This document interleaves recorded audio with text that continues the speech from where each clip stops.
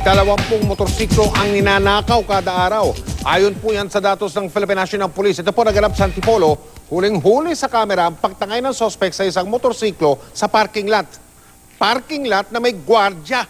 Nakatutok si Emil Sumangil, eksklusibo. Naglalakad na dumating ang suspect sa parking lot ng mga motorsiklo. Ground floor ito ng isang commercial establishment. Dumiretso siya sa ilalim ng hagdan sa kasinipat kung may tao sa itaas. Nang makatiming, una niyang tinangkang tangayin ng motorsiklo na nasa ilalim ng security camera. Pero nang mabigong mapaandar at may nakitang may pababang babae sa hagdan, lumayo ito, pumwesto sa dilim at umupo sa bangketa. Nang makaalis ang babae, ang kanya ng pinuntirya, ang isa pang motorsiklo na nasa tabi. Binaklas ang susian, saka sinubukang i-kickstart. Hanggang dumating sa puntong bumaba sa hagdan ng security guard na nooy abala sa pagwawalis.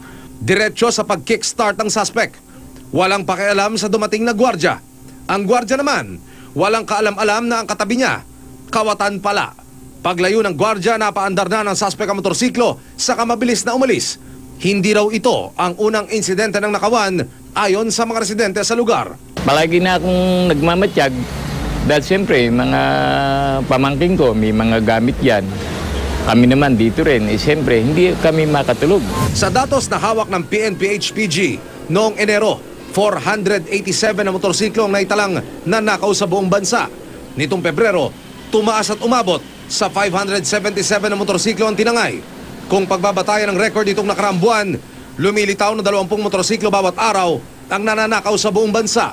Yung ating bago ngayon na modus, yung load in a van, sinasabi natin na huwag kayo magpaparada dun sa katapat ng van o katabi ng van because you don't know it, pag alis ng van, wala na rin yung motorsiklo mo because naisakay na nila dun sa van. 30 hanggang 40% lang daw ng mga motorsiklong nananakaw ang nare-recover. Mahirap mag-recover ng motorsiklo because maliit nga and then madali siyang baklasin. So, madalas sinachap-chap nila. Kaya mga motorista, pinakiusapan nilang sumunod sa mga paalala para huwag maging biktima. Marami po sa atin nagmamayari ng magagandang motor, mahilig po tayong magpaganda ng motor. Iwasan po natin na i-display po yan, lalo na po sa mga crowded area kasi nakaka-attract po yan eh. Emil Sumangil, Nakatutok, 24 Oras.